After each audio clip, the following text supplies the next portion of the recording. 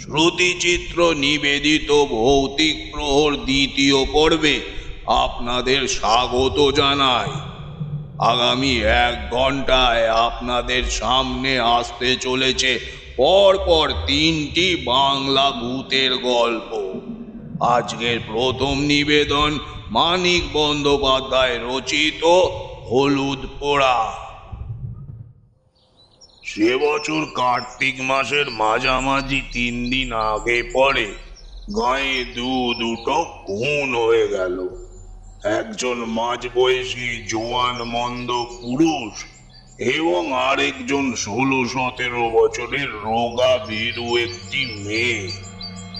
গাঁয়ের দক্ষিণ দিকে ঘোষেদের মজা পুকুরের ধারে একটা মরা গজারি গাছ বহুকাল থেকে দাঁড়িয়ে আছে। স্থানটি ফাঁকা, বন জঙ্গলের আব্রু মাত্র নেই। কাছাকাছি শুধু কয়েকটা কলা গাছ।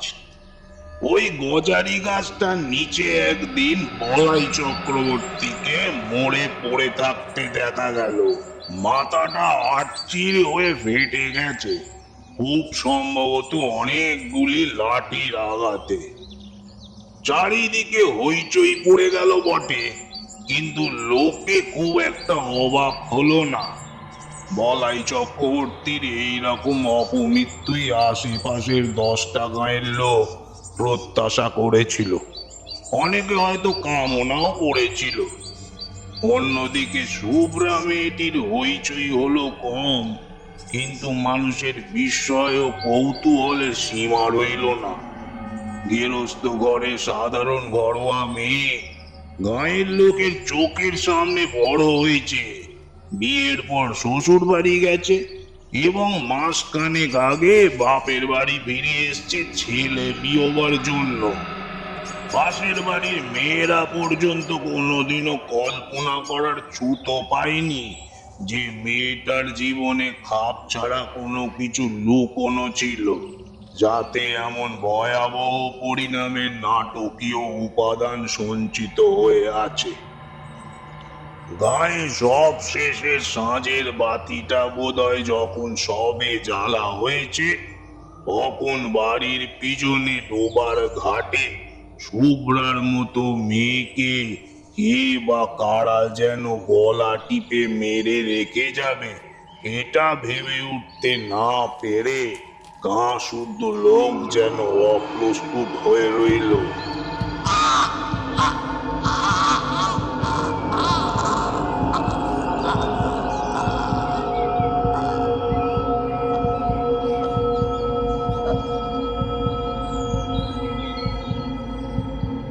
বছর দেড়েক মেয়েটা শ্বশুর বাড়িতে ছিল, গায়ের লোকের চোখের আড়ালে। সেখানেই কি ভয়ানক অঘটনের ভূমিকা গড়ে উঠেছিল? দুটো খুনের মধ্যে কি কোনো যোগাযোগ আদৌ আছে?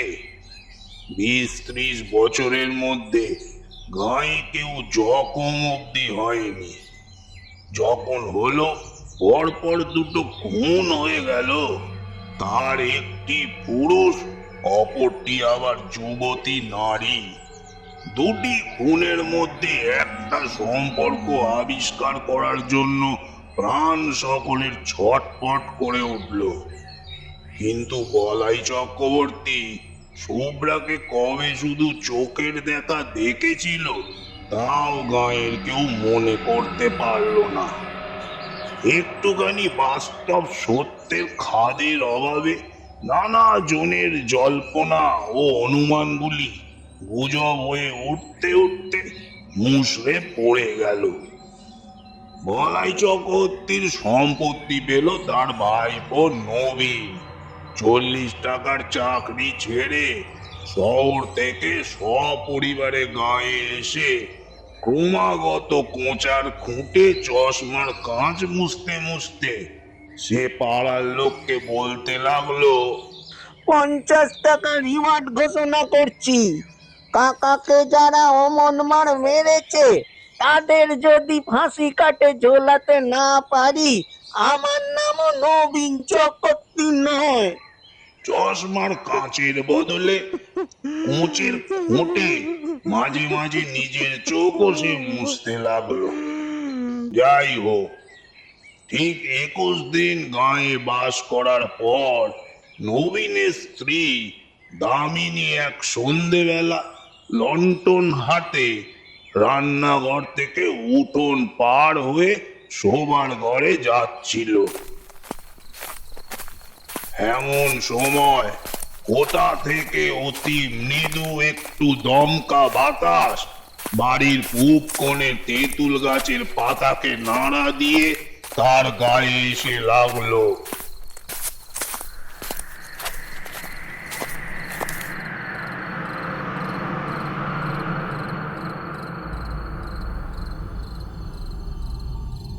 দামিনীর হাতের লণ্ঠন ছিটকে গিয়ে পড়ল দক্ষিণের ঘরের দাওয়ায়। উঠানে আছড়ে পড়ে হাত পা ছুটতে ছুটতে দামিনীর দাঁতে দাঁত লেগে গেল।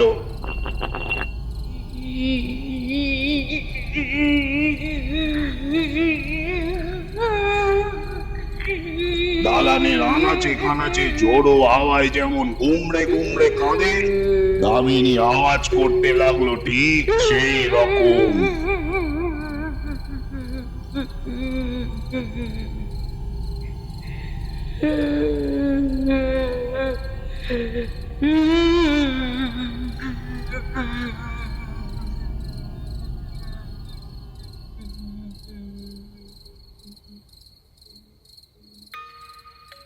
শুভ্রা দাদা ধীরেন স্থানীয় স্কুলে মাস্টারি করে। গায়ে একমাত্র ডাক্তার বলতে সে একাই, তাও আবার পাস না করা। ফিজিক্সে অনার্স নিয়ে বিএসসি পাস করে 7 বছর হলো গ্রামের স্কুলে সে ভূগোল পড়াচ্ছে। প্রথম দিকে প্রবল উৎসাহের সঙ্গে 47 খানা বই নিয়ে লাইব্রেরি, 7 জন ছেলেকে নিয়ে তরুণ সমিতি, আর বই পড়ে পড়ে সাধারণ রোগের বিনামূল্যে ডাক্তারি, এইসব আরম্ভ করেছিল সে। এরপর গেঁয়ো একটি মেয়েকে বিয়ে করে 2 বছরে 4টি ছেলে মেয়ের জন্ম হওয়ায় অনেকটা ঝিমিয়ে গেছে আজকাল। লাইব্রেরির বইয়ের সংখ্যা 300 উঠে থেমে গেছে। তার নিজের সম্পত্তি হিসেবে বইয়ের আলমারি তার বাড়িতেই তালাবন্ধ থাকে।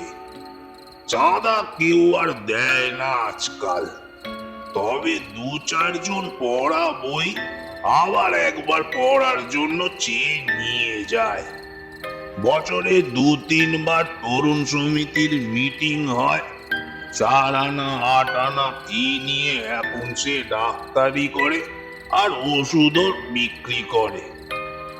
ধীরেনকে যখন ডেকে আনা হলো, ততক্ষণে কলসি কলসি জল ঢেলে দামিনীর মূর্ছা ভাঙা হয়েছে।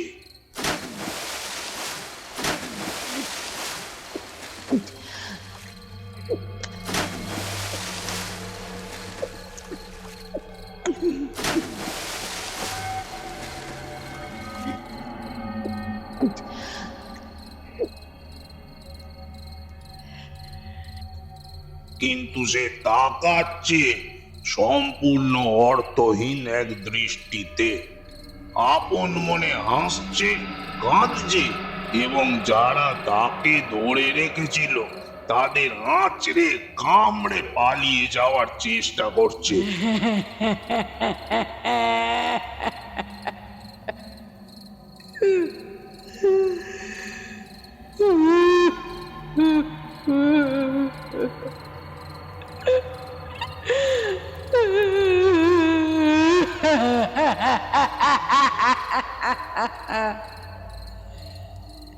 এইসব দেখে ধীরেন গম্ভীর ও চিন্তিত মুখে বলল, শাহপুরের কৈলাস ডাক্তারকে একবার অন্তত ডাকা দরকার। দেখুন, আমি চিকিৎসা করতেই পারি, তবে জানেন তো আমি পাশ করা ডাক্তার নই। দায়িত্ব নিতে যে ভরসা হচ্ছে না। বুড়ো পঙ্কজ ঘোষাল বলাই চক্রবর্তীর অনুগ্রহে বহুকাল সপরিবারে পরিপুষ্ট হয়েছিলেন। তিনি বললেন, ডাক্তার? ডাক্তার কি হবে? তুমি আমার কথা শোনো বাবা নবীন, কুঞ্জকে অবিলম্বে ডেকে পাঠাও দেখি। গাঁয়ের যারা ভিড় করে এইসব দেখছিল তারা প্রায় সকলেই বুড়ো ঘোষালের কথায় সম্মতি জানালো। নবীন তখন জিজ্ঞাসা করলো, কুঞ্জ কত নেয়? এবার ধীরেন আর থাকতে না পেরে বলে উঠলো, ছি, ওসব দুর্বুদ্ধি করো না নবীন। আমি বলছি তোমায়, এটা অসুখ, অন্য কিছু নয়। লেখাপড়া শিখেছো, জ্ঞান বুদ্ধি আছে, কি বলে তুমি কুঞ্জকে চিকিৎসার জন্য ডেকে পাঠাবে? ধীরেনের কথা শুনে নবীন আমতা আমতা করে বলল, এইসব খাপ ছাড়া অসুখে ওদের চিকিৎসাই ভালো ফল দেয় ভাই। বয়সে নবীন 3-4 বছরের বড় হলেও এককালে দুজনে একসঙ্গে একই স্কুলে একই ক্লাসে পাশাপাশি বসে লেখাপড়া করত।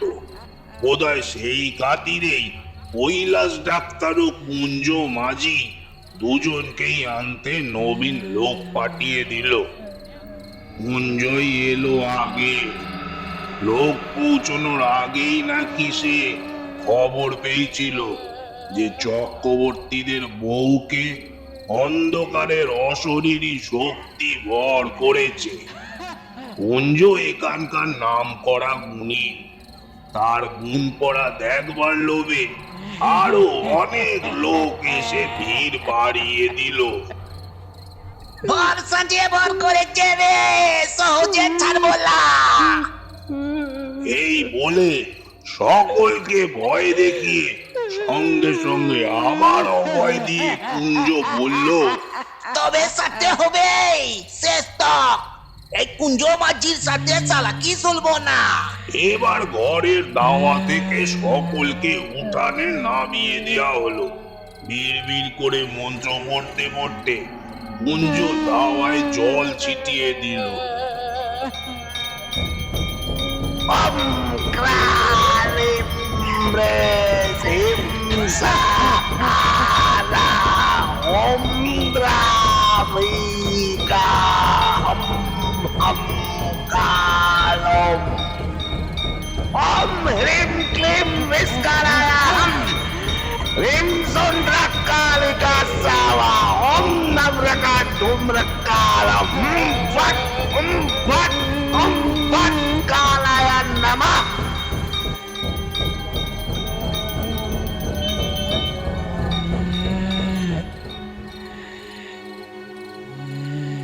এরপর দামিনীর এলো চুল বেঁধে দেওয়া হলো দাওয়ার একটি খুঁটির সঙ্গে। দামিনী না রইল বসবার উপায়, না রইল পালাবার ক্ষমতা। তাকে আর কারো ধরে রাখবারও প্রয়োজন রইল না। নড়তে গিয়ে চুলে টান লাগায় দামিনী আর্তনাদ করে উঠতে লাগলো।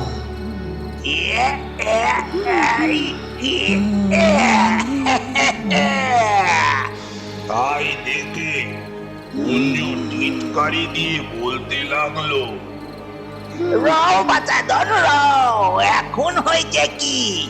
মজা দিয়ে এবার টের পাওয়াচ্ছি তোমায়। ধীরেন এতক্ষণ চুপ করে দাঁড়িয়েছিল। বাধা দিয়ে লাভ নেই, গায়ের লোকেরা কোনো কথা শোনে না, বরং বিরক্ত হয়।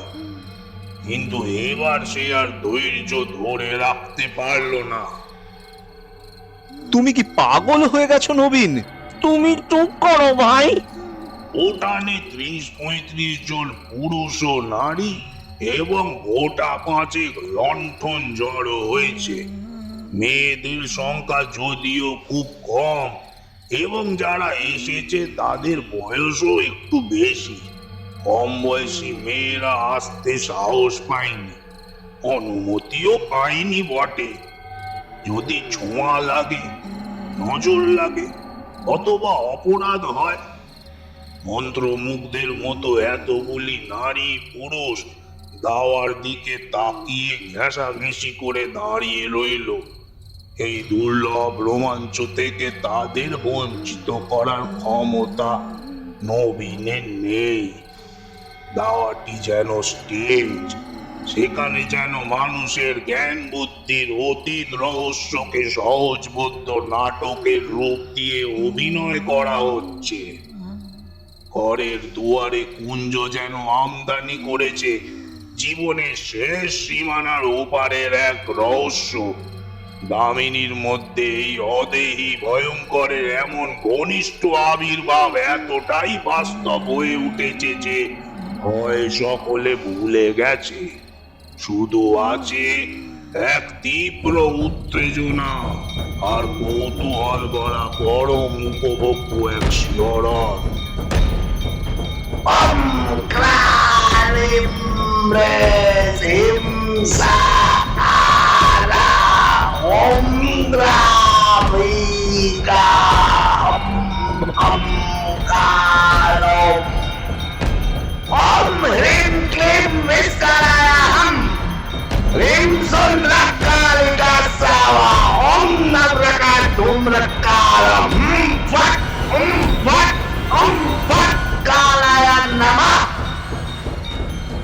কুঞ্জ কখনো এক পা সামনে এগিয়ে, কখনো বা পাশে সরে, আবার কখনো পিছু হটে।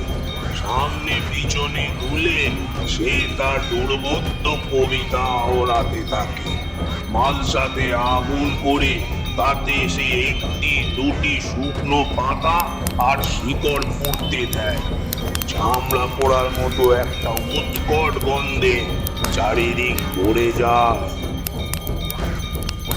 দামিনীর আর্তনাদ ও ছটপটানি আস্তে আস্তে কমে আসছিল। এক সময় খুঁটিতে পিঠ ঠেকিয়ে কাঠ হয়ে দাঁড়িয়ে সে বোঝা বোঝা চোখে কুঞ্জর দিকে তাকিয়ে নিষ্পন্দ হয়ে রইল। তখন একটা কাঁচা হলুদ পুড়িয়ে কুঞ্জ তার নাকের কাছে ধরল। দামিনীর ঢুলো ঢুলো চোখ ধীরে ধীরে বিস্ফারিত হয়ে উঠল। তার সর্বাঙ্গে শিহরণ বয়ে যেতে লাগলো। কে তুই?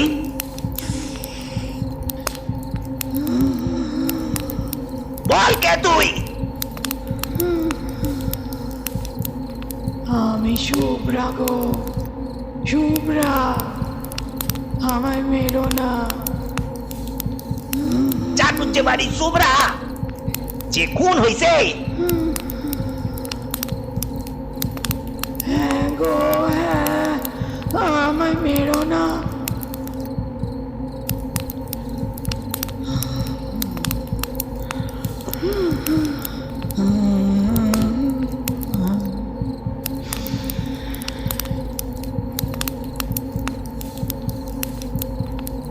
নবীন এতক্ষণ দাওয়ায় দাঁড়িয়েছিল। এবার তার দিকে মুখ ফিরিয়ে কুঞ্জ বলল, কথা ও কথা, এবার ব্যাপার বুঝলেন? উঠান থেকে চাপা গলায় বুড়ো ঘোষালের নির্দেশ এলো।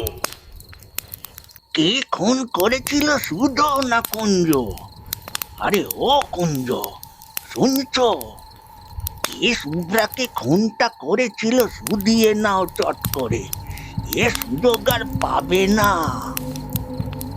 কুঞ্জকে আর কিছু জিজ্ঞাসা করতে হলো না। দামিনী নিজে থেকেই ফিস ফিস করে জানিয়ে দিল,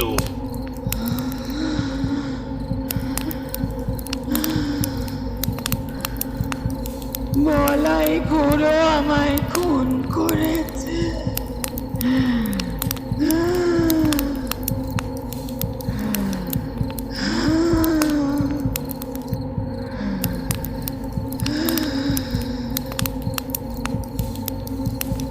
নানাভাবে ঘুরিয়ে ফিরিয়ে অনেকবার তাকে প্রশ্ন করা হলো, কিন্তু দামিনীর মুখ দিয়ে এছাড়া আর কোনো জবাব বার হলো না যে সে হলো শুভ্রা আর বলাই চক্রবর্তী তাকে খুন করেছে।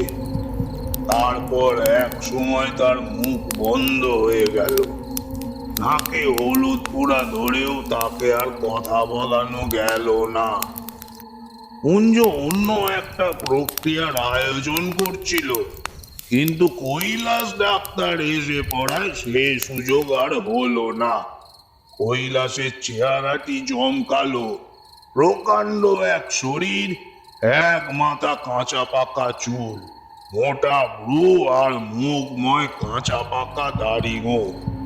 এসে দাঁড়িয়ে ষাঁড়ের মতো গর্জন করতে করতে সে সকলকে গালাগালি দিতে আরম্ভ করলো। কুঞ্জ আগুনের মালসা তার দিকেই লাথি মেরে ছুঁড়ে দিয়ে বলল, দাঁড়া আরাম দাঁড়া, তোকে ফাঁসি কাটে ঝোলাচ্ছি। ওষুধ দিয়ে বৌমাকে আজ মেরে ফেলে থানায় তোর নামে রিপোর্ট করবো যে তুই খুন করেছিস। কৈলাসের পর খুঁটিতে বাঁধা চুল খুলে দামিনীকে ঘরে নিয়ে গিয়ে বলাইয়ের দাদা মশাইয়ের আমলে প্রকাণ্ড কাঠের বিছানায় শুইয়ে দিল। চলো চলো মা, ঘরে চলো, শুয়ে পড়ো দেখি। হ্যাঁ হ্যাঁ হ্যাঁ, দেখি দেখি একটু মা, দেখি।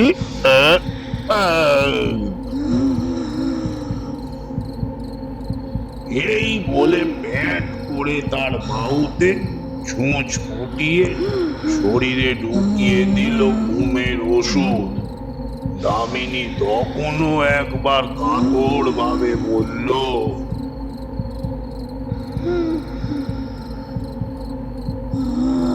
আমায় মেরো না,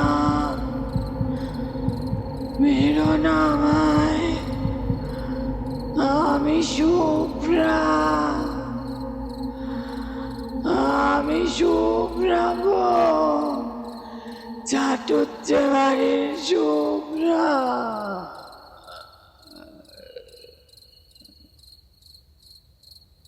কয়েক মিনিটের মধ্যেই দামিনী ঘুমিয়ে পড়ল। তার মুখ দিয়ে শুভ্রা বলাই চক্রবর্তীর নাম করায় অনেক বিশ্বাসীর মনে যে ধাঁধার সৃষ্টি হয়েছিল, বুড়ো ঘোষালের ব্যাখ্যা শুনে সেটা অনেকটা কেটে গেল। দেখো তোমরা, শুভ্রা মারা যাওয়ার 3 দিন আগে বলাই চক্রবর্তী মারা গিয়েছে, এতে কোনো সন্দেহ নেই। কিন্তু শুধু জ্যান্ত মানুষই কি মানুষের গলা টিপে মারে? আর কিছুতে মারে না। শ্মশানে মশানে দিনক্ষণ প্রভৃতির যোগাযোগ করলে পদ ভোলা প্রতীকের ঘাড় তবে মোটকে দেয় কে? এই ব্যাখ্যাটা যদিও দেয়া উচিত ছিল কুঞ্জ গুণিনের, কিন্তু বুড়ো ঘোষাল আগেই শুনিয়ে দেয়াতে জোর গলায় তাকে সমর্থন করে নিজের মর্যাদা বাঁচানো ছাড়া আর কোনো উপায় রইল না তার। তবে কথাটাকে ঘুরিয়ে একটু অন্যভাবে এসে বলল, বলাই চক্রবর্তী শুভ্রাকে খুন করেছে বটে, কিন্তু সোজাসুজি নয়, কারণ মরার 1 বছরের মধ্যে সেটা কেউ পারে না। ওই সময়ের মধ্যে সাধ্য শান্তি না হলে তবেই সোজাসুজি মানুষের ক্ষতি করার ক্ষমতা জন্মায়। বলাই চক্রবর্তী কাউকে ভর করে তার মধ্যে দিয়ে শুভ্রাকে খুন করেছে, তার রক্ত মাংসের হাত দিয়ে। লা, যাকে সে ভর করেছিল তার কিছুই মনে নাই, মনে কি থাকে নাকি?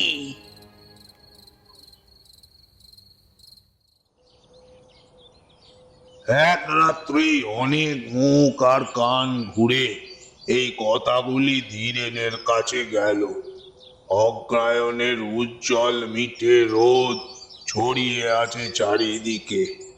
বর্ষার পরিপুষ্ট গাছ আর আগাছার জঙ্গলে যেন পার্থিব জীবনের ছড়াছড়ি।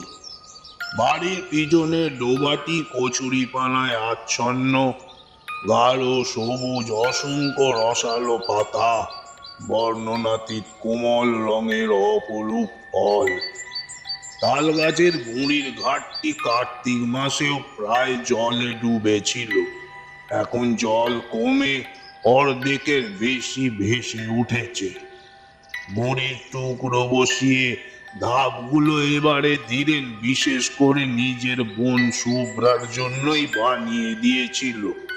7 মাসের গর্ভ নিয়ে ঘাটে উঠতে গিয়ে নামতে গিয়ে যাতে সে পা পিছলে পড়ে না যায়। পাড়ার মানুষ বাড়ি বয়ে গায়ের গুজব শুনিয়ে গেল। আবেষ্টনীর প্রভাবে উদ্ভট কথাগুলি সঙ্গে সঙ্গে ধীরেনের মন থেকে বাতিল হয়ে গেল। ক্রুদ্ধ হবার অবসরও সে পেল না। ডোবার কোন দিক থেকে কিভাবে কে সেদিন সন্ধ্যায় ঘাটে এসেছিল, কেনই বা এসেছিল, এই পুরনো ভাবনাই সে ভাবছিল অনেকক্ষণ থেকে। একমাত্র এই ভাবনাই তাকে অন্যমনস্ক করে দেয়।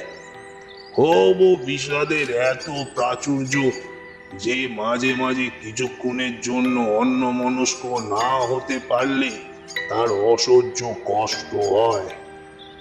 অন্য কোনো বিষয়ে তার মন আর বসে না। ইতিমধ্যে ভাতের তালা সামনে ধরে শান্তি বলল, আমার কিন্তু মনে হয় সবাই ঠিকই বলছে, বুঝলে? এই শুনে কটমট করে তাকিয়ে ধীরেন বলল, চুপ করো, যা খুশি মনে হোক তোমার, খবরদার আমায় কিছু বলবে না। স্কুলে যাবার পথে যাদের সঙ্গে দেখা হলো তারা মুখে কিছু না বললেও তাদের তাকানোর ভঙ্গিমা যেন আরো স্পষ্ট জিজ্ঞাসা করছে যে কথাটা তুমি কিভাবে নিয়েছো ধীরেন। স্কুলে পা দেওয়ার পর থেকেই ধীরেনের মনে হতে লাগলো সে যেন বাইরের কোনো বিশিষ্ট অভ্যাগত, স্কুল পরিদর্শন করতে এসেছে যেন। প্রথম ঘন্টাতেই তার ক্লাস ছিল। অর্ধেক ছেলে আড়ষ্ট হয়ে বসে, আর বাকি অর্ধেক নিজেদের মধ্যে গোজ ফিস ফিস করছে। ধীরেনের নিজেকে জীবন্ত এক ব্যঙ্গর মতো মনে হলো। বইয়ের পাতায় চোখ রেখে সে পড়াতে লাগলো। চোখ তুলে ছেলেদের দিকে আর যেন তাকাতেই পারলো না। ঘন্টা খাবার হতেই হেডমাস্টার ডেকে পাঠালেন।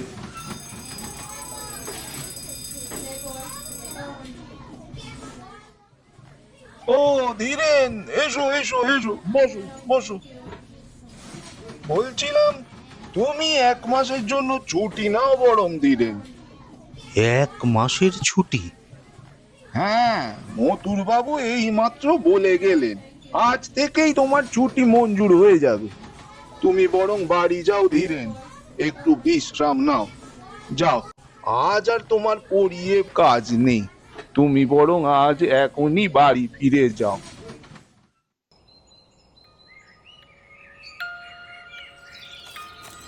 মথুর বাবু হলেন এই স্কুলের সেক্রেটারি। মাইল খানেক পথ হাঁটলেই তার বাড়ি যাওয়া যায়। চলতে চলতে মাঝপথে ধীরেনের মাথাটা কেমন যেন ঘুরে গেল। চিন্তা ও অনুভূতির হঠাৎ পরিবর্তনের জন্যই হয়তো এই দশা তার।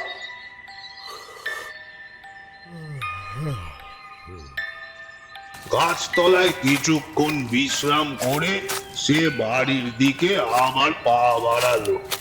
মতুর বাবু এখন হয়তো খেয়ে দিয়ে বিশ্রাম করছেন। এখন তাকে বিরক্ত করা উচিত কাজ হবে না। স্কুল থেকে তাড়িয়ে দেওয়া তো হয়নি, 1 মাসের ছুটি দেওয়া হয়েছে। এই 1 মাসের মধ্যে মতুর বাবুর সঙ্গে দেখা করার অনেক সময় সে পাবে। আজই গিয়ে হাতে পায়ে না ধরাই ভালো। মতুর বাবুর যদি দয়া হয় তিনি হয়তো ছুটি বাতিল করে কাল থেকেই ধীরেনকে কাজে যাওয়ার অনুমতি হয়তো দিয়ে বসবে, কিন্তু এতক্ষণ ধীরেনের খেয়াল হয়নি যে নিয়মিতভাবে প্রতিদিন স্কুলের ছেলেদের পড়ানোর মতো মানসিক ক্ষমতা এখন তার নেই। মথুর বাবুর সামনে গিয়ে দাঁড়াতেও তো লজ্জা হচ্ছে। চেনা মানুষের সঙ্গে দেখা হওয়ার ভয় পেয়ে সে মাঠের পথ ধরে বাড়ি চলল। বাড়ি গিয়ে আবার ঘরের মধ্যেই লুকোতে হবে।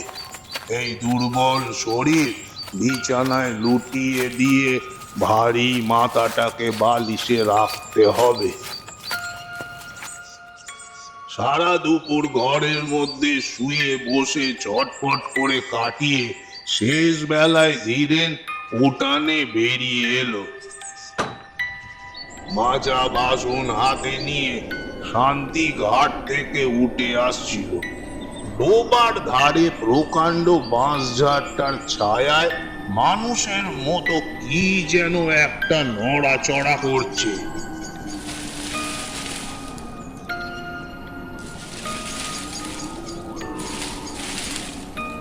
তা দেখে ধীরেন তো একেবারে আর্তনাদ করে উঠল। কে কে ওখানে? ধীরেনের এই গলার আওয়াজ শুনে শান্তির বাসন হাত থেকে ঝনঝন করে পড়ে গেল। হ্যাঁ, হুড়মুড় করে ছুটে এসে ভয়ার্ত কণ্ঠে সে জিজ্ঞাসা করলো,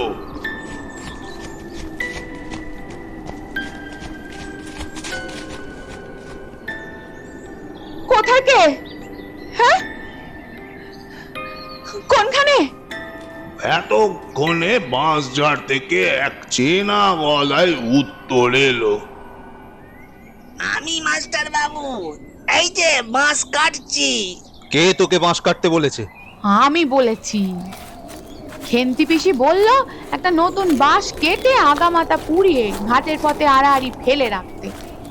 ভোরে উঠে সরিয়ে দেব, সন্ধ্যের আগে পেতে রাখবো। তুমি যেন আবার ভুল করে ওই বাঁশটা ডিঙিয়ে যেও না। সন্ধ্যার আগেই শান্তি আজকাল রাঁধা বাড়া আর ঘর কন্যা সব কাজ শেষ করে রাখে। অন্ধকার ঘনিয়ে আসার পর ধীরেনকে সঙ্গে না নিয়ে বড় ঘরের চৌকাঠও সে পার হয় না। ছেলে মেয়েদের ঘরের মধ্যেই আটকে রাখে।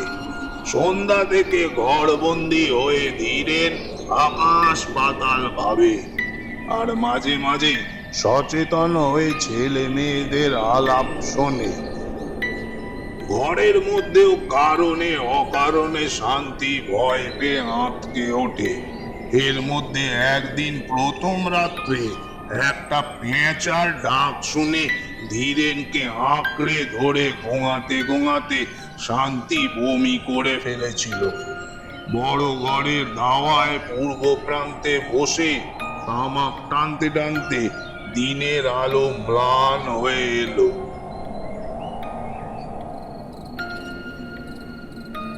এখানে বসে ডোবার ঘাট আর দুধারের বাঁশঝাড় ও জঙ্গল দেখা যায়।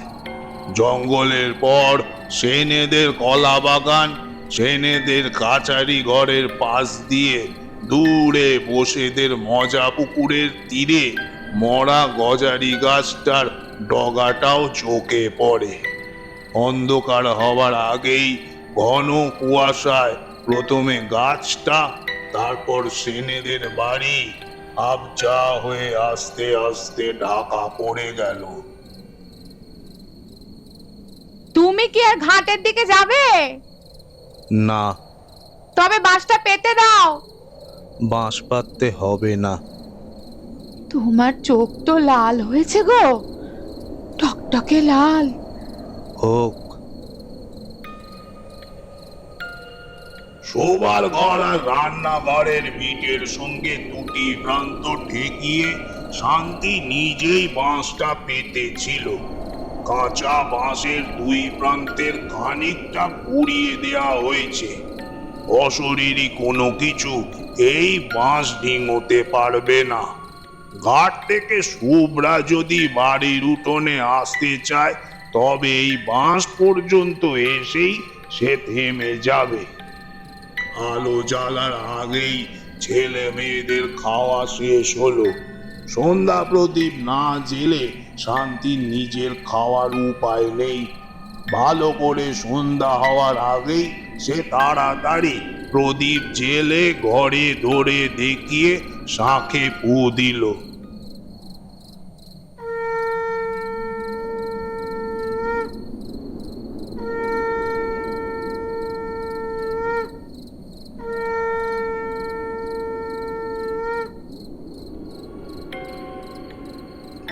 দশ মিনিটের মধ্যে নিজে খেয়ে ধীরেনের ভাত বেড়ে ঢাকা দিয়ে রেখে রান্নাঘরে তালা দিয়ে কাপড় ছেড়ে একেবারে সে ঘরে গিয়ে ঢুকলো। বিকেলে আজকাল সে আর মাছ রান্না করে না। এঁটো কাটা নাকি অশরীরী আত্মাকে আকর্ষণ করে। কি গো, ঘরে আসবে না? না। তখনও আকাশ থেকে আলোর শেষ আভাসটুকু মুছে যায়নি। দু তিনটে তারা দেখা দিয়েছে, আরো কয়েকটি দেখা দিতে দিতে আবার হারিয়ে যাচ্ছে। আর 1 মিনিট কি 2 মিনিটের মধ্যে রাত্রি শুরু হয়ে যাবে। জীবিতের সঙ্গে মৃতের সংযোগ স্থাপনের সবচেয়ে প্রশস্ত সময় হলো এই সন্ধ্যা। এই ভর সন্ধ্যাতেই শুভ্রা দামিনীকে আশ্রয় করেছিল। আজ সন্ধ্যা পার হলে রাত্রি আরম্ভ হয়ে গেলে চেষ্টা করেও শুভ্রা হয়তো আর ধীরেনের সঙ্গে কথা বলতে পারবে না। তাই আর দেরি না করে এখনই শুভ্রাকে একটা অন্তত সুযোগ দেওয়া উচিত।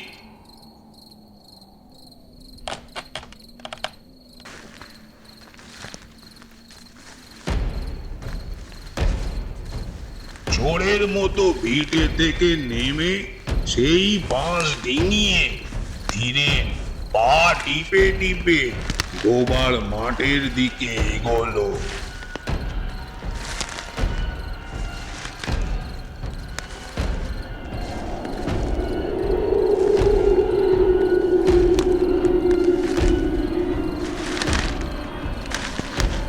বেশ অনেকক্ষণ পর অদ্ভুত বিকৃত গলার এক ডাক শুনে শান্তি লণ্ঠন হাতে ঘর থেকে বেরিয়ে এলো।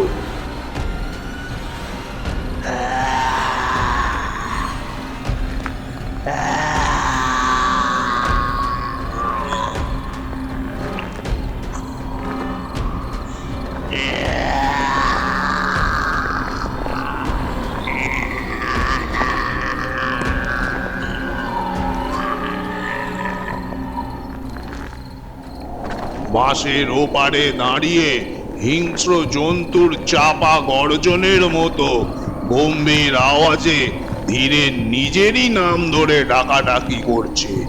গেঞ্জি আর কাপড়ে কাদার রক্ত মাখা, ঠোঁট থেকে চিবুক বেয়ে মোটা মোটা রক্ত গড়িয়ে পড়ছে।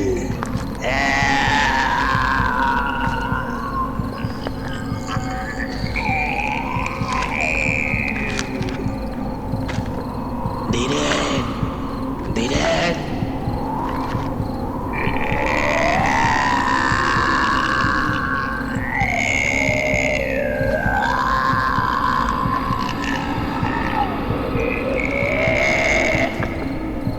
বাঁশটা সরিয়ে দাও।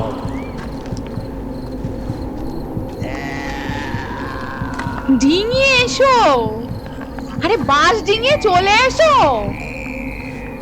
কি হয়েছে, পড়ে গেছে নাকি গো? ডিঙোতে পারছি না, বাঁশটা সরিয়ে দাও। ডিঙোতে পারছি না, বাঁশটা সরিয়ে দাও। ধীরেন বাঁশ ডিঙোতে পারছে না।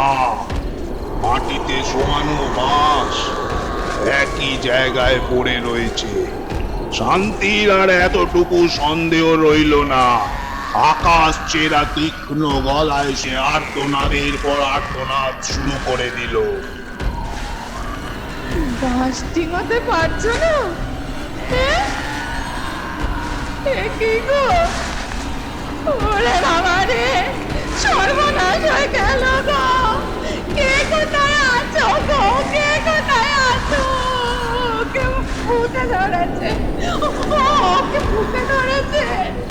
সর্বনাশ হয়ে গেল গো। কে কোথায় আছো? ওকে ভূতে ধরেছে। কে কোথায় আছো? শান্তির গলার আওয়াজ শুনে তারপর প্রতিবেশীরা এলো এবং একে একে পাড়ার লোকজন জড়ো হলো। সব শেষে কুঞ্জ মাঝিও এলো। 3-4 কলসি জল ঢেলে ধীরেনকে স্নান করিয়ে দাওয়ার একটা খুঁটির সঙ্গে তাকে বেঁধে ফেলা হলো।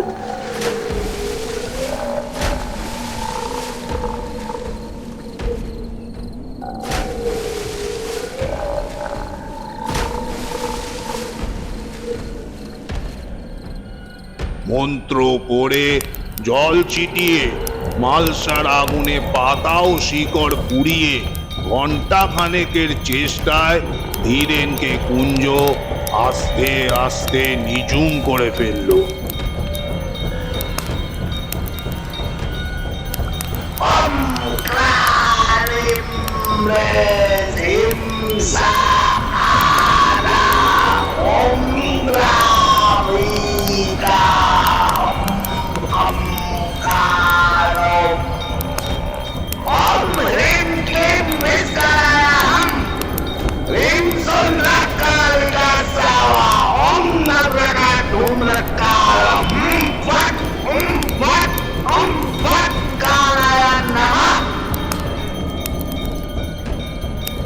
তারপর মালসার আগুনে কাঁচা হলুদ পুড়িয়ে ধীরেনের নাকের কাছে ধরে বজ্র কণ্ঠে কুঞ্জ জিজ্ঞাসা করলো,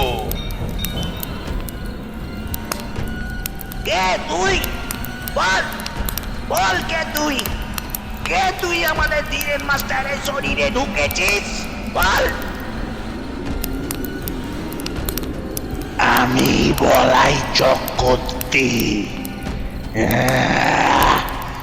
শুভ্রাকে আমি গ্রহণ করেছি।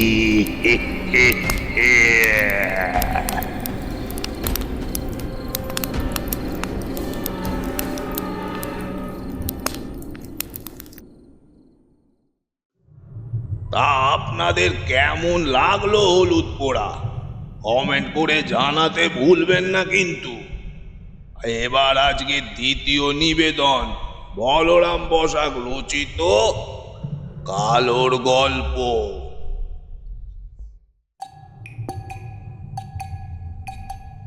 এক যে ছিল কালো, তা কালো কি বলতো?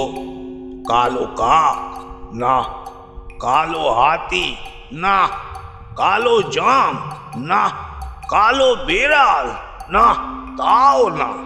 তাহলে কালো হচ্ছে গিয়ে একটা ভূত। আরে হ্যাঁ হ্যাঁ, ভূতের নামও কালো। সেই ভূত দেখতেও কুচকুচে কালো, তার মুখ কালো, তার ঠোঁট কালো, চোখ কালো, এমনকি চোখের ডিম পর্যন্ত কালো।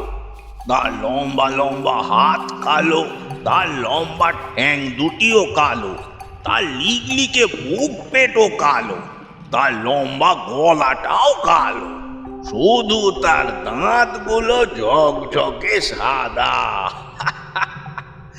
রোজ সন্ধেবেলা ঘুম থেকে উঠে টুথপেস্ট দিয়ে দাঁত মাজে তো তাই। তার তার চুলগুলো ছোট ছোট খাড়া খাড়া কিন্তু কালো। চুলে আবার কায়দা করে একটা গোলা পাটকানো থাকে। আরে কালো তো কি হয়েছে, সাজগোজ করার অধিকার তারও তো আছে নাকি?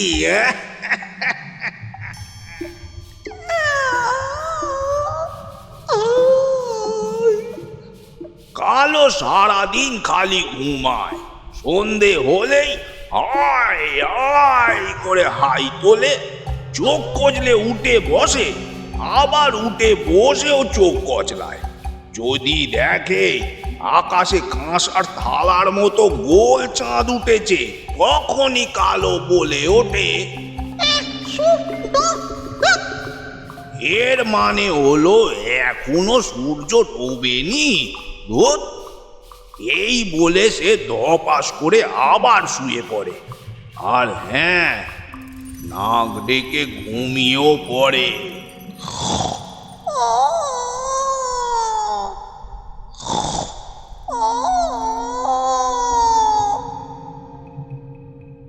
যদি দেখে আকাশে সরু বা বাঁকা চাঁদ কিংবা আধ ভাঙা চাঁদ উঠেছে, অথবা হয়তো চাঁদ ওঠেইনি, তখন কিন্তু কালোকে উঠে বসতেই হয়।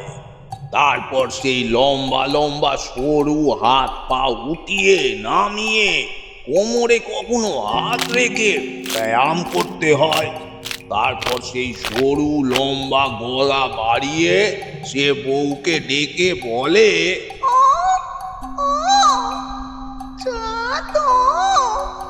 এর মানে হলো বউ বউ চা দাও। আচ্ছা, এই কালো ভূত থাকে কোথায়? শেওড়া গাছে, না তাল গাছের মাথায়, না মনুমেন্টের মাথায়, না তাও না। তাহলে কোথায় থাকে? কালো থাকে হলো গুন্টি বাবুর কয়লার দোকানে, যেখানে তাল তাল কয়লা পড়ে থাকে। ওরই মধ্যে কালো ভূত যখন ঘুমায়, তখন মনে হয় যেন ইয়া বড় একটা কয়লার চাঁই পড়ে আছে। আর কালোর বউ কালো ভূতনি, বাচ্চা কাচ্চা ছানা পোনারা যখন ঘুমায়, তখন মনে হয় চারিদিকে ছোট ছোট আর মাঝারি কয়লার চাঁই পড়ে আছে।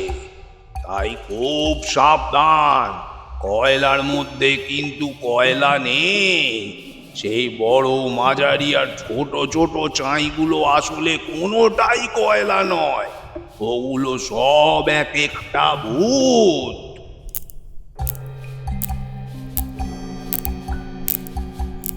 এরপর যখন খিদে পায়, কালো ভূত তখন আঙুলের নখ খুঁটে খুঁটে খায় আর বলে,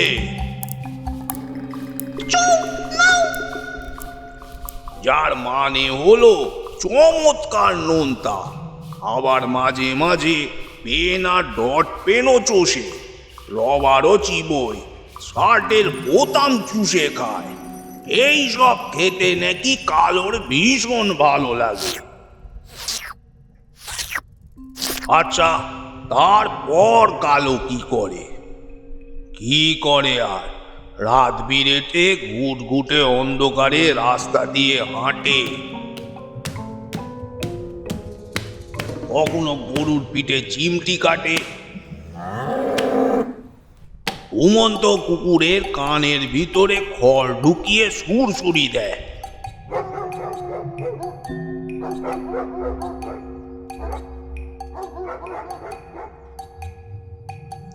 আরে তাই জন্যই তো মাঝরাত্রিরে কুকুরগুলো উঠে আউ আউ করে চিৎকার করে। কালো আবার কখনো চঞ্চল বাবুদের মোটর গাড়ির মাথায় এক জোরে চাঁটি মারে, কখনো গিয়ে বিড়ালের কানে কু করে ডেকে ওঠে, আবার কখনো মন্টু বাবুদের চারতলা ছাদে লাফ দিয়ে উঠে পাঁচিলের ধারে বসে পা দোলায় আর মনের আনন্দে গান গায়।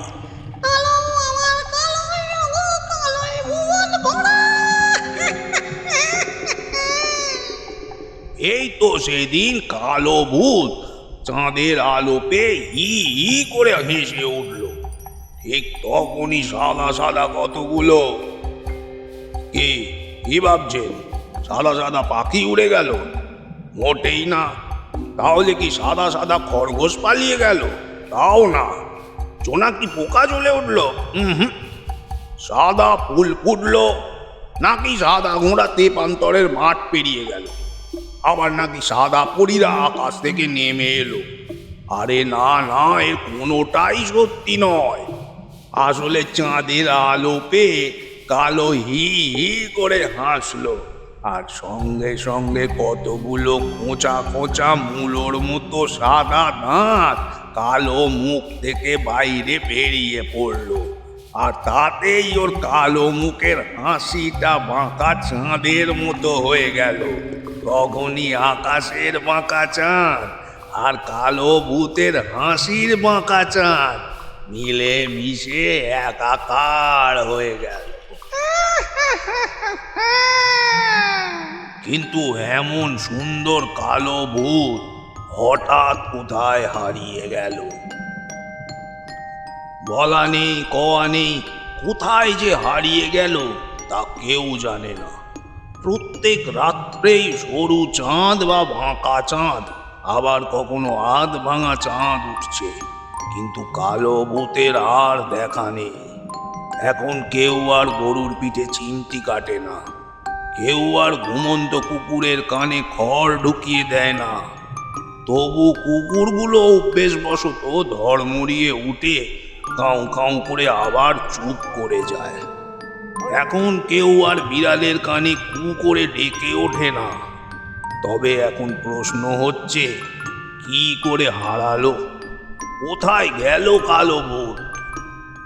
আচ্ছা, কালো ভূত কি এই কলকাতার রাস্তা দিয়ে আপন মনে হাঁটতে হাঁটতে রাস্তা হারিয়ে ফেললো? হতে পারে।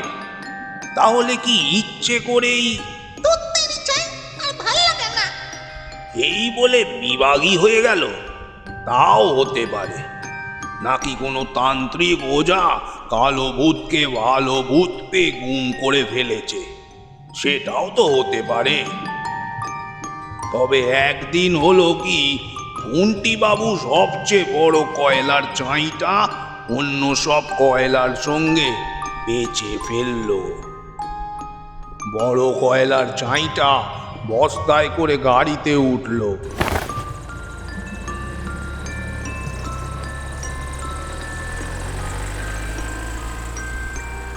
সেই গাড়ি থেকে রেলগাড়িতে উঠল।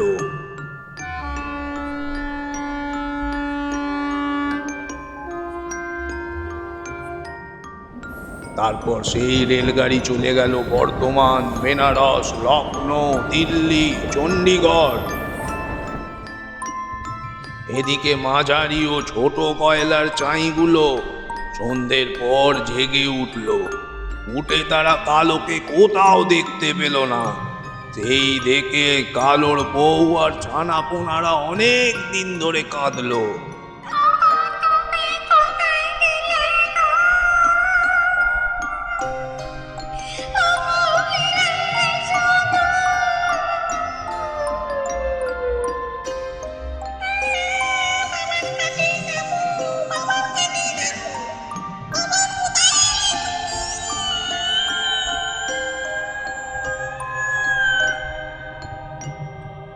তারপর যেখানে যত হাঁড়ি পেল, কখনো পুঁই মাচায়, লাউ ডগার মাচায়, কখনো বা বেগুন খেতে, সবজির বাগানে, সব কটা হাঁড়ির ওপরে কালো ভূতের মুখের ছবি এঁকে দিল, আর তলায় লিখে দিল, কালো ভূত হারিয়ে গেছে, সন্ধান জানাবার ঠিকানা বন্টি বাবুর কয়লার দোকান।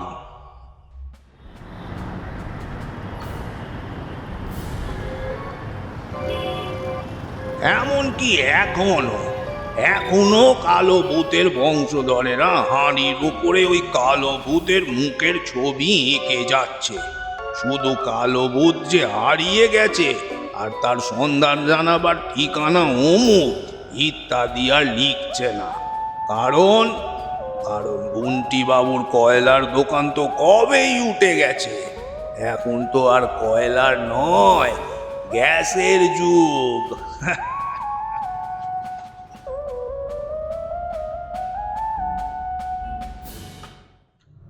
কালোর বন্ধুদের তৈরি করা সেই স্মৃতিসৌধ আপনাদের বাড়ির পাশেও আছে নাকি? হ্যাঁ, থাকলে কমেন্ট করে অবশ্যই জানাবেন। আজকের তৃতীয় নিবেদন লর্ড হ্যালিফ্যাক্স রচিত আমাদের প্রথম বাংলা অনুবাদ গল্প আবার আমি এসেছি। 1917 সালের 10ই জুলাই বিখ্যাত ভৌতিক কাহিনীকার লর্ড হ্যালিফ্যাক্সের কাছে একটি চিঠি এসে পৌঁছায়। চিঠিতে কোনো কাল্পনিক রং না জড়িয়ে নিজের জীবনের এক হাড় হিম করা সত্য অভিজ্ঞতার কথা তুলে ধরেছেন চার্লস জে এস এস্কোয়ার। এই কাহিনীতে তিনি একটি বাড়ির উল্লেখ করেছেন, তাই তিনি অনুরোধ করেছেন যদি কখনো কোথাও এই কাহিনী প্রকাশিত হয় তখন যেন এই বাড়ির আসল নাম গোপন রাখা হয়। চার্লস বিশ্বাস করতেন প্রত্যক্ষদর্শীর থেকে শোনা ভৌতিক অভিজ্ঞতাই হলো আসল অভিজ্ঞতা, বাকি সবই তো মানুষের জল্পনা কল্পনা মাত্র। আজ আমরা শুনব চার্লসের সেই হাড় হিম করা সত্য অভিজ্ঞতার কথা।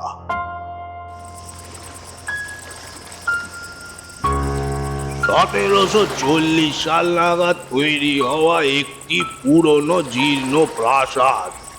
এক সময় এই প্রাসাদে বসেই নাকি নেলসন লেডি হ্যামিল্টনকে অনেক চিঠি লিখেছিলেন। চার্লস এবং তার এক বন্ধু, মানে যিনি চার্লসকে এই প্রাসাদে নিমন্ত্রণ করেছিলেন, তারা দুজনে সমুদ্র ভ্রমণ করতে বেরিয়েছিলেন।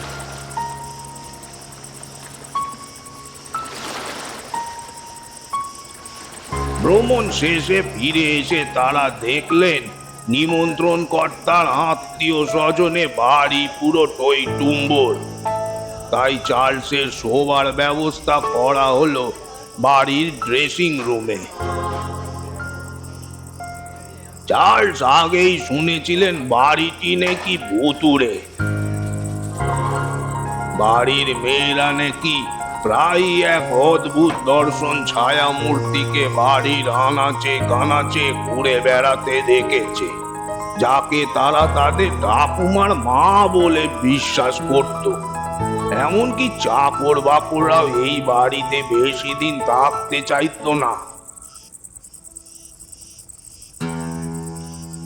তবে সমুদ্র ভ্রমণ করার পর চার্লস ক্লান্ত থাকায় আর এসব নিয়ে মাথা ঘামায়নি, আর কোনো আলোচনাও করতে চাইনি। কিন্তু মাঝরাতে হঠাৎই তার ঘুমটা ভেঙে যায়।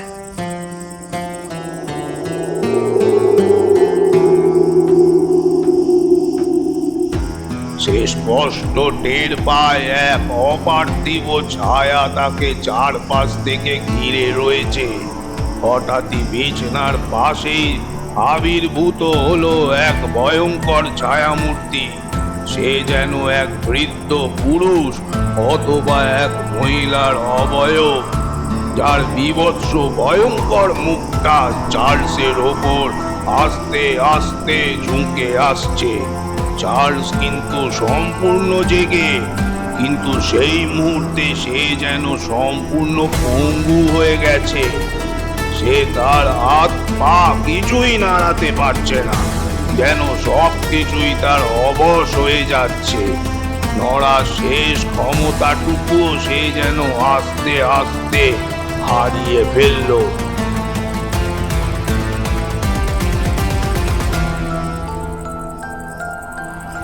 আর মনে মনে সে প্রতিজ্ঞা করল যে আজ যদি কোনো ক্রমেও সে রক্ষা পায় তবে জীবনে কোনোদিনও ল্যাঞ্চের অথবা এই প্রেতচক্রের মতো ভৌতিক কারবারে নিজেকে আর জড়াবেন না। কারণ চোখের সামনে সেই বাস্তব ছায়ামূর্তির আবির্ভাব এতটাই ভয়ঙ্কর ছিল যা ভাষায় প্রকাশ করা প্রায় অসম্ভব।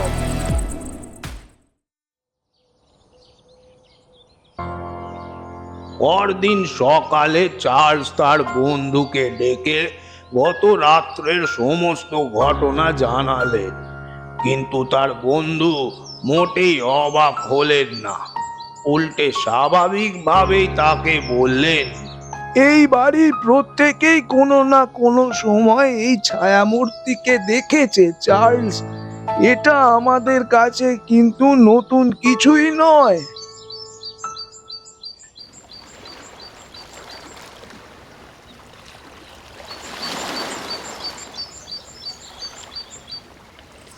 এরপরে অনেকগুলি বছর কেটে গেল।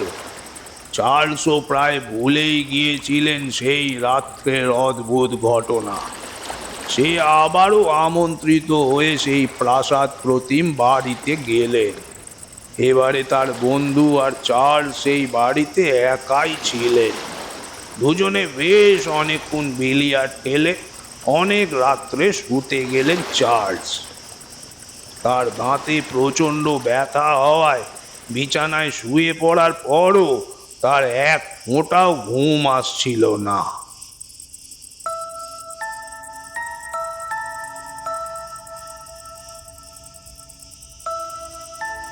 এবারে চার্লস আর সেই ড্রেসিং রুমের ঘরেতে ছিলেন না।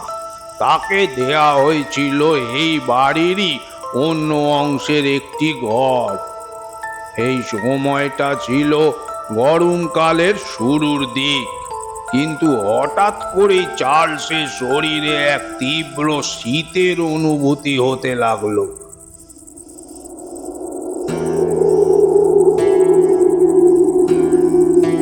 তার পা থেকে শুরু করে সমস্ত শরীর যেন আস্তে আস্তে বরফ হয়ে যেতে লাগলো। সে অনেক জামা কাপড় গায়ে চাপাতে শুরু করলো, কিন্তু সেই হাড় কাঁপানো ঠান্ডা যেন বাড়তেই থাকলো। চার্লসের মনে হলো তার হৃৎপিণ্ড বুঝি এখনই থমকে যাবে, আর হয়তো হবে তার এক চরম মৃত্যু। এ কি, আমার এত ঠান্ডা লাগছে কেন? এমনটা তো হওয়া উচিত নয়। এই গ্রীষ্মকাল, দাঁতের যন্ত্রণায় এত ঠান্ডা। তবে কি অন্য কোনো শারীরিক অসুস্থতা? আমার কি অন্তিম সময় চলে এসেছে? কিন্তু ঠিক সেই সময়েই ঘরের ভিতর এক অপার্থিব কণ্ঠস্বর ভেসে এলো, যা কান দিয়ে শোনা যায় না, শুধুই অন্তরাত্মা দিয়ে অনুভব করা যায়।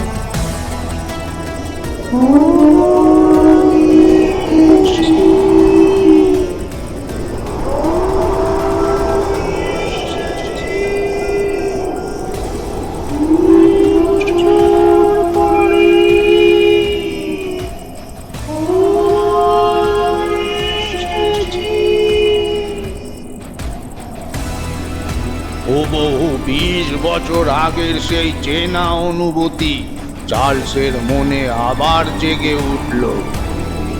কিন্তু সে মনে মনে সাহস জুগিয়ে বলে উঠল, এবার আমাকে পুরো ব্যাপারটা ভালো করে দেখতে হবে, জানতে হবে। আগের বার আমি ভুল দেখেছিলাম, নাকি সত্যি ভূত বলে কোনো কিছুর অস্তিত্ব আছে। আমি যে জেগে রয়েছি তাতে কোনো সন্দেহ নেই, কারণ স্পষ্ট টের পাচ্ছি প্রচণ্ড ঠান্ডা আর আমার দাঁতের এই অসহ্য যন্ত্রণা। অপার্থিব সেই অশরীরী নিঃশব্দ স্বরে আবার চার্লসকে বলল,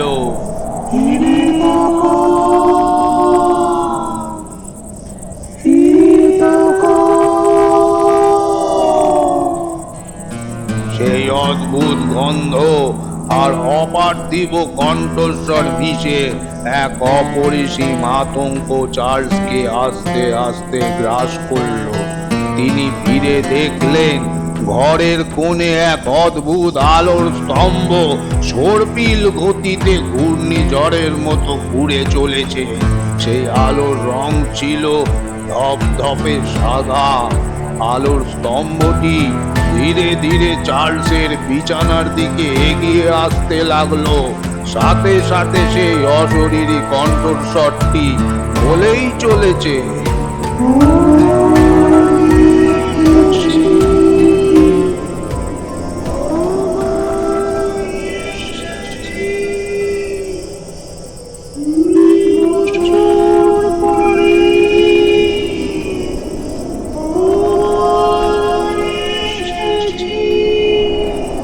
চার্লস দেখলো সেই আলোর স্তম্ভটি যতই তার কাছে এগিয়ে আসছে ততই ক্ষিপ্রতায় সেটি একটি মানুষের আকার নিতে শুরু করেছে। তারপর আস্তে আস্তে ঠিক চোখের সামনে এসে ওটা 20 বছর আগেকার সেই চেনা কুৎসিত কদাকার ভয়ঙ্কর ছায়ামূর্তির রূপ নিল। চার্লস তীব্র আতঙ্কে চিৎকার করে উঠলেন, কে কে তুমি? কে কে ওখানে? কে তুমি? কোনো উত্তর না পেয়ে চার্লস তাড়াতাড়ি করে বিছানার পাশে রাখা দেশলাই দিয়ে একটি লণ্ঠন ধরালেন, আর সাথে সাথেই সেই ভয়ানক কুৎসিত কদাকার ছায়া মূর্তিটি হাওয়ায় বিলীন হয়ে গেল।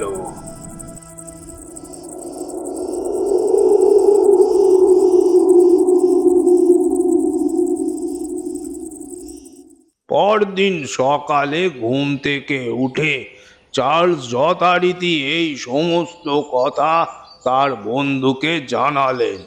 বন্ধুটি তার কথা শুনে এবার আরো গভীর কৌতূহলী হয়ে উঠলেন এবং চার্লস আসার আগের গত 3 সপ্তাহের মধ্যে ওই বাড়িতে ঘটে যাওয়া আরো 2টি রহস্যময় ঘটনার বর্ণনা দিলেন।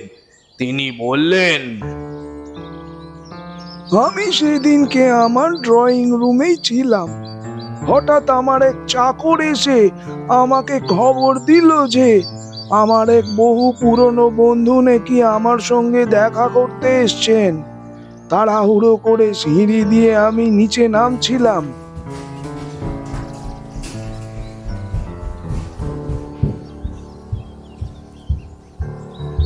সিঁড়ির প্রথম সারি শেষ করে দ্বিতীয় সারির ধাপে পা দেবার জন্য বাঁক নিতেই দেখলাম একটা লোক হঠাৎ প্রচন্ড জোরে সিঁড়ি বেয়ে উপরে উঠে আসছে। এই দৃশ্য দেখে টাল সামলাতে না পেরে মুখোমুখি ধাক্কা এড়াবার জন্য আমার হাত দুটো আমি সামনে তুললাম, কিন্তু চার্লস, আশ্চর্যের বিষয়, সেই ছুটে আসা লোকটা আমার সাথে ধাক্কা না খেয়ে সরাসরি আমাকে ভেদ করে পার হয়ে চলে গেল, কোনো স্পর্শই করলো না। এখানেই শেষ নয় চার্লস। এর বেশ কয়েকদিন পর একদিন সন্ধ্যায় নৌবাহিনীতে কর্মরত আমার এক অফিসার বন্ধু আমার এখানে বিলিয়ার্ড খেলতে এসেছিলেন। সঙ্গে করে তিনি তার পোষা কুকুরটিকেও নিয়ে এসেছিলেন। আমরা বিলিয়ার্ড খেলছিলাম এবং কুকুরটি টেবিলের নিচে শান্ত হয়ে শুয়েছিল। হঠাৎই সেটি লাফিয়ে উঠে ঘরের এক কোণে অদৃশ্য কিছুর দিকে তাকিয়ে তারস্বরে ঘেউ ঘেউ করতে শুরু করলো।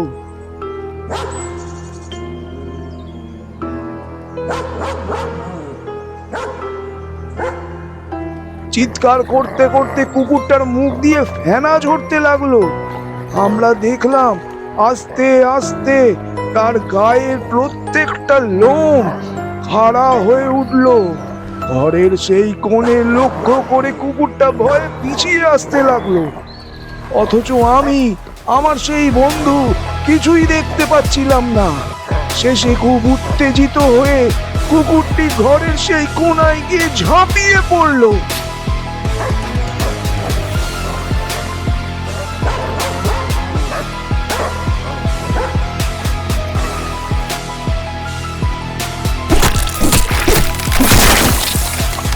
আর সাথে সাথেই একটা কান ফাটা তীক্ষ্ণ আর্তনাদ করে কাউ কাউ করে ডেকে উঠলো। অদৃশ্য কেউ যেন ওটাকে এক ভয়ঙ্কর শক্তিতে ঝাঁকুনি দিয়ে মেঝেতে আছাড় মেরে ফেলে দিল।